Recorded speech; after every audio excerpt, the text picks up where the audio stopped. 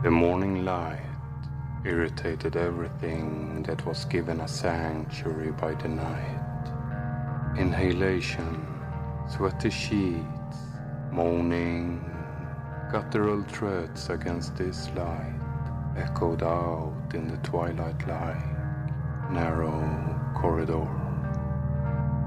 This was like every other day. The surprise remains. Trailing, heavy steps with wobbly feet met the curves of the threshold. The man screamed and thus awoke the animal, slumbering and twitching there on the floor in its deep primal sleep.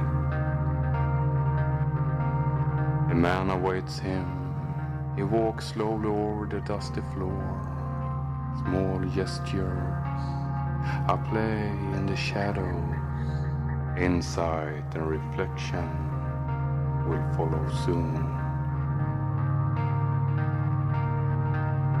A vague consciousness arose, loneliness and its delayed whiplash, solitude, seclusion, retirement from the world, the reclusion of yourself, friends that stop bother, family that no longer matter, Solus, the trials of an ordinary man.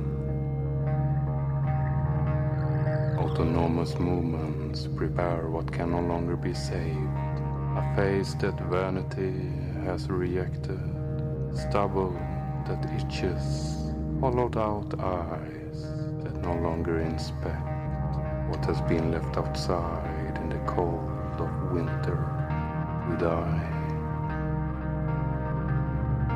Solus, he whispered, the trials of an ordinary man.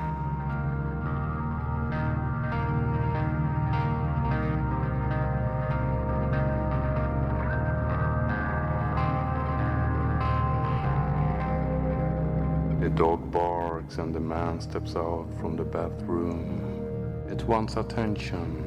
The man grunts and shares the small percentage of love he can give.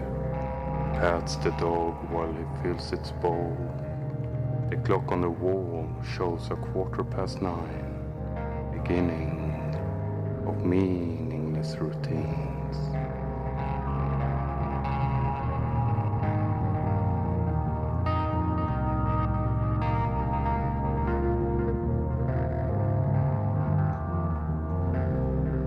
The morning light irritated everything that was given a sanctuary by the night.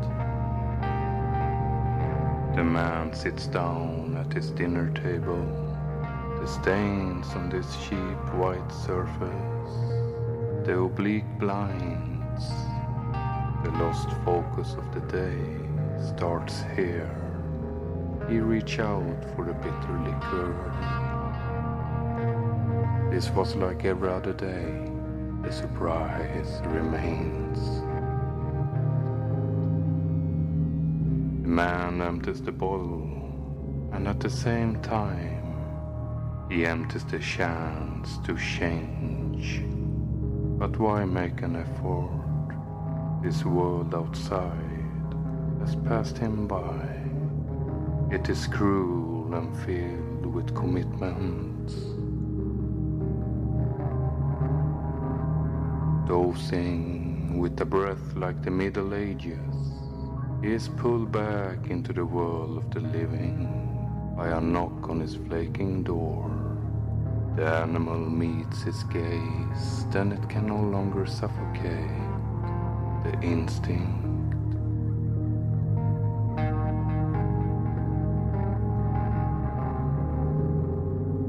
It barks and leans its front legs towards this portal to the normal state. This living dead actually makes an effort. Slow alcohol-boosted steps towards the door. The liquor has also given him an artificial courage to reach out for the door handle. That waiting, cold grip.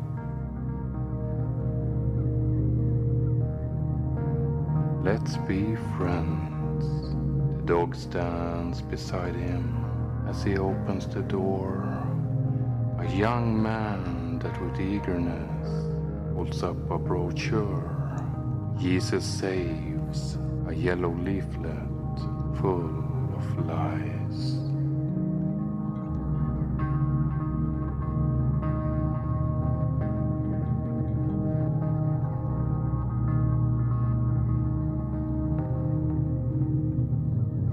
The man is about to close the door when he sees the youngster's car, an Oldsmobile 442, 1970. Floating down cracked roads, a woman with her head in his lap. The music was blaring, and the future was just so ridiculous uncertain. The man don't want to remember, but that car drives the man towards the horizon of distant memories, and it does not slow down.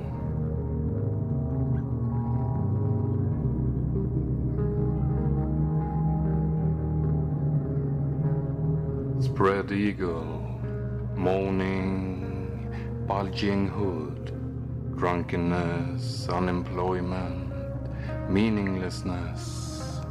The young man looks for life in the man's eyes, seeks contact, but finds nothing. Mister, he says and takes a step backwards. It flows heavy and fast, a cavalcade of the repressed. This was like every other day. The surprise remains.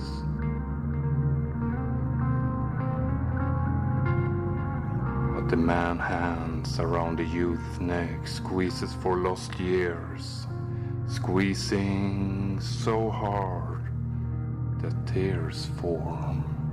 The man snorts while his eyes wander over the car's red, polished paint.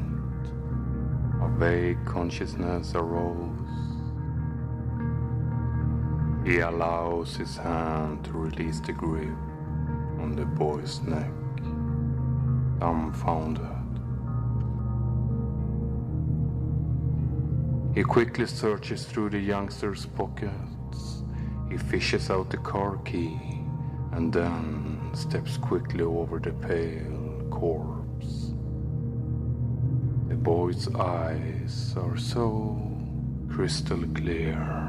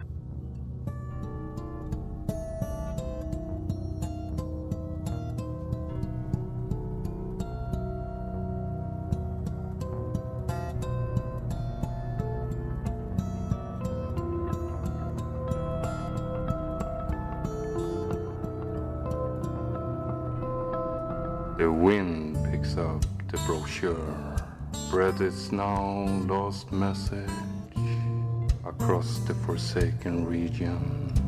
The man starts the car and gives it a smile. It's a repetition of what just took a life. His knuckles whiten when he aggressively depresses the pedal. A single tear, nothing else can be found. No evidence of emotions. The man adjusts the volume. This is a one-way trip. Hookers and mescaline. Freedom at the end of a shotgun. He reaches the interstate, and in his mind, he already knows the destination.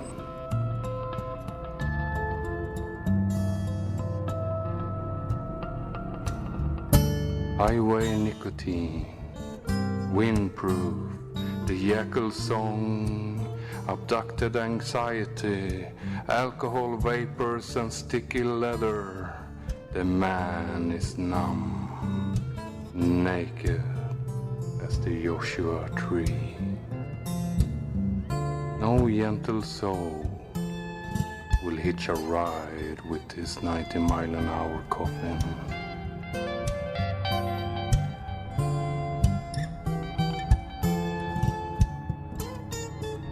Solus, at the edge of desperation.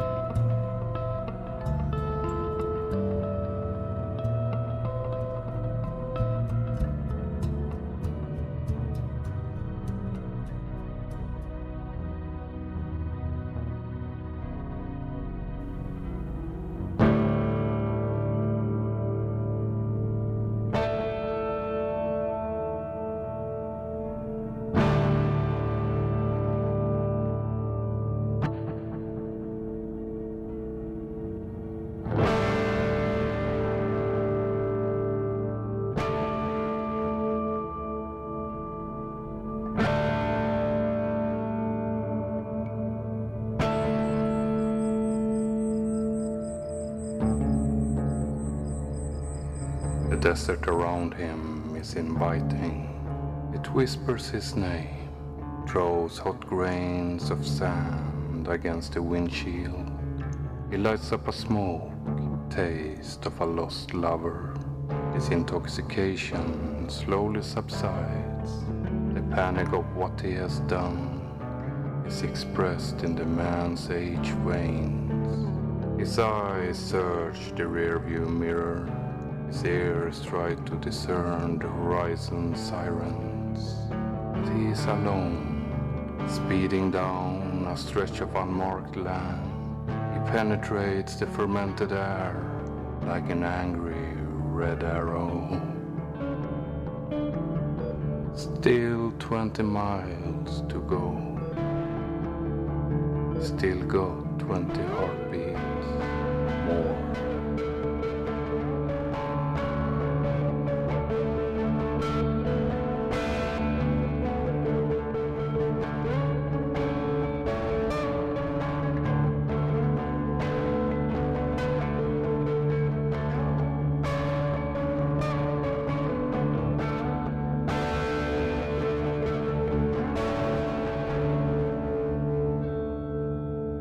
The man awaits him. He stands relaxed by the century-old window. He has hold court for many, a great variety, politicians and desperados. The man sees the building, a swift turn, and then it's right in front of him, gaping, exposed metallic entrails are visible through this decadent structure.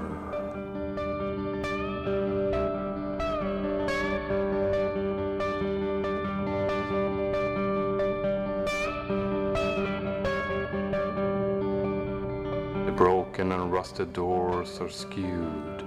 They haunt him as he tries to look beyond them into the inevitable darkness.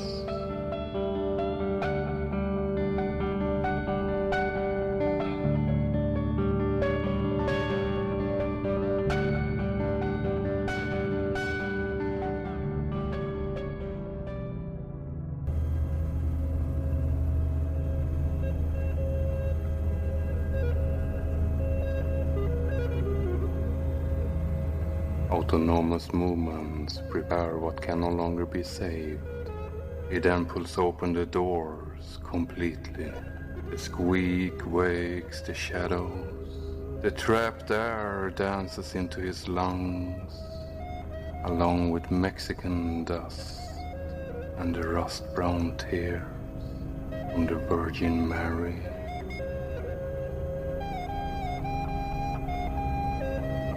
It takes an eternity for his bloodshot eyes to discover what is of 3 dimensions.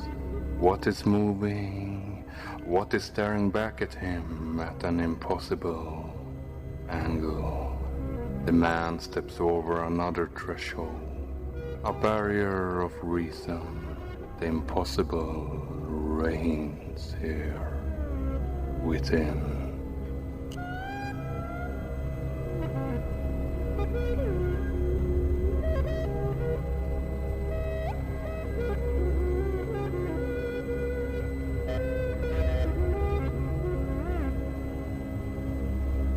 The paranoid seed that germinated within him, twitchy and mind-numbing, now replaced by another kind of analgesic poison, an antibody of outer world delusion.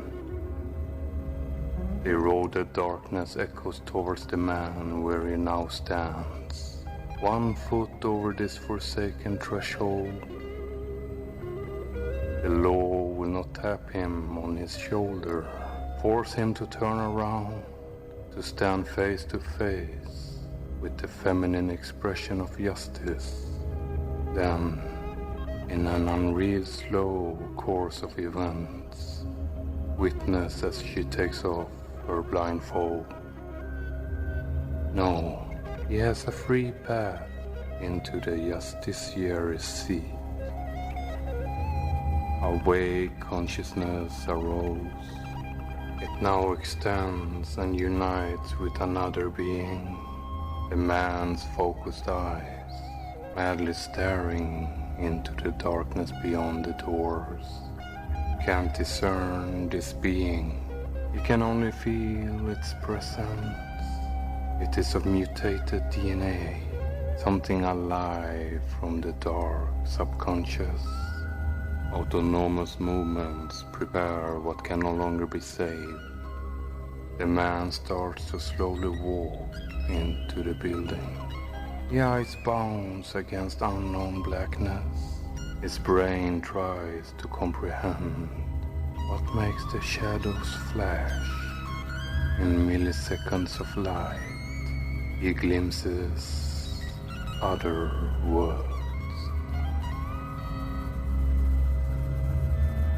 The man then suddenly stops. An echoing voice. It travels from the interior of this rusty structure's remaining skeleton. But each echo is different. Each echo is calling out his name. Different voices, some in agony, tortured souls clinging to rock walls of ice. They scream and falls. Who are you? The man hisses, more to himself than to the unknown entity. No answer. The man drags his heavy steps further into the darkness, like an exalted ringer of Notre Dame. Who are you? The man repeats, but at the same moment, his foot hits something solid, wooden. Je vais jouer à un jeu. The voice is near. Someone is sitting on a chair right beside him. Mon âme est plus vieille que la tienne, alors je commence. The man takes a step forward. He now clenches his scarred fists. Who the fuck are you? He lets his aggression rule. His fists bury themselves in the unknown face. He hits and hits. Alcohol-smelling saliva hangs in the man's mouth pores. His arms numb from the now monotonous movement.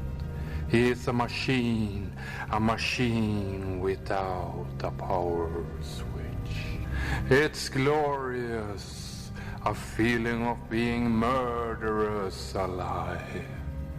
The man awaits him as he relocates flesh and bones.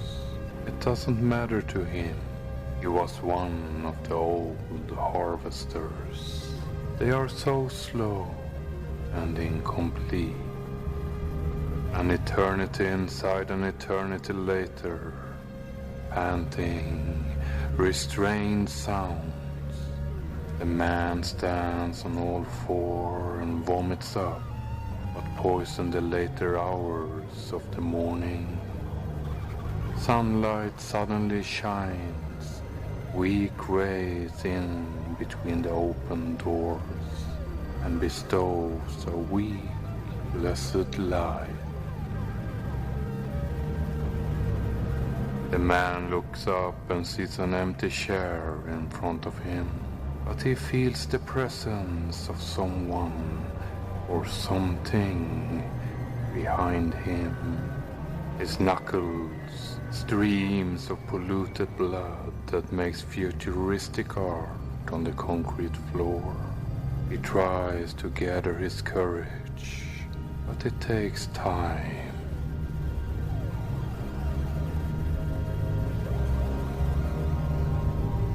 The man from Nazareth nailed upon the utility pole. Middle-aged ladies with disproportionate swelling silicone breasts mud wrestle for our entertainment. Information in the form of fragmented images flashes in the man's inverted eyes as the unknown closes in.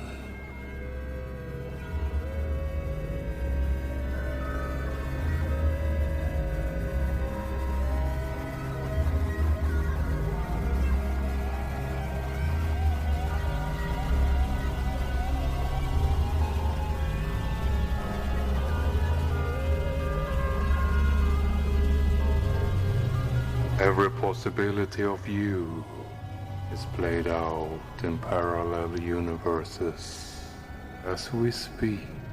Your semi-consciousness is like space-time. It has its own intrinsic degrees of freedom.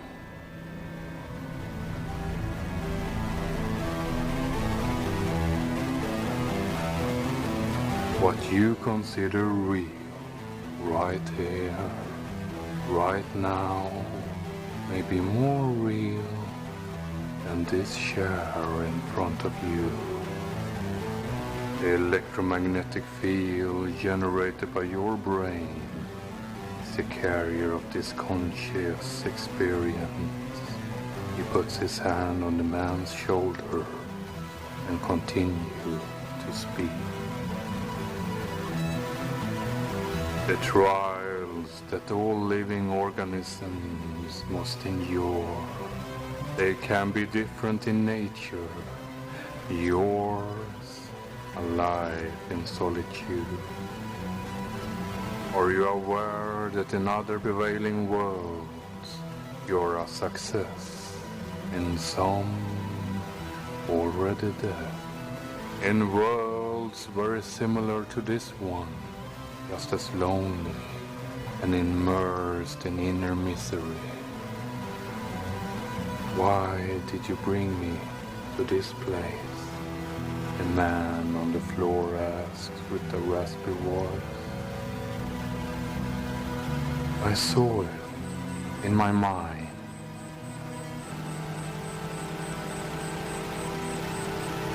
Yes, I called for you. The unknown man answers. He helps the now kneeling man to his feet. For the first time, the man can see this entity, this man of fabricated flesh and remote controlled movement. He is a man just like him, dressed in black, an ordinary man.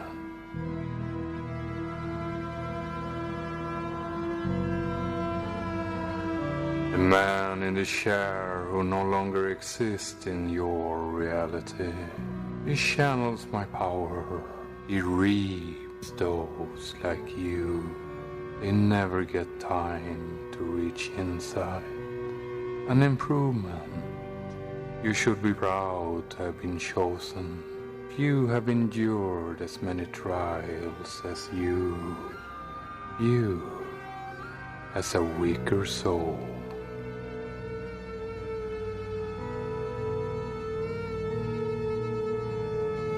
What do you want with me? The man asks and takes a step away from this stranger. The air is humid and all senses of time is lost.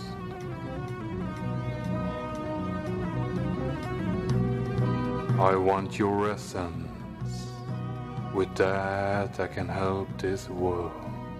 Despondency, hopelessness, incertitude.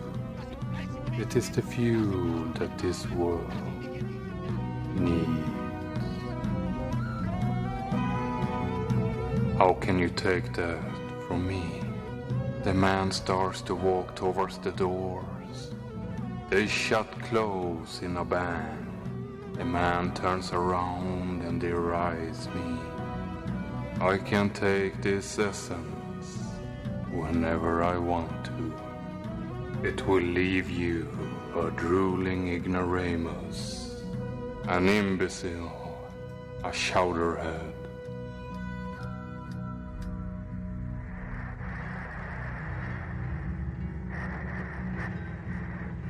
You're wrong. I don't think I got more misfortune or baggage than my fellow man. Sure, I like to drink, but my life up to this moment I killed a boy was normal, a slice of everyday life. Not everyone can succeed in life, so let me the fuck out of here. I will turn myself in. That I can't let you do. By coming here, your destiny is sealed. All your trials in life has created a well-blended mixture. The black-dressed man walks in a circle around the sobering man. A life without reflection, a life without looking ahead, a life dwelling in the past. This dark man reaches out with his arms, and the invisible essence starts to empty from the man's now convulsing body. This will make the world run, the man now screams. This world and so many other doomed plans of many realities. Autonomous movements prepare what can no longer be saved. A husk of a human being, motionless on the floor. There is a strange laughter in the slow air. In the desolation beyond, only thorny cacti bear witness. An ordinary man of many trials, now empty of all distress. This world runs by invisible things, abstract, an essence that shapes our minds, a need to believe. He who can control the flows will rule over the lands. It's a simple thing. The more who suffer in this world, the sharper the tip. that crowned the pyramid.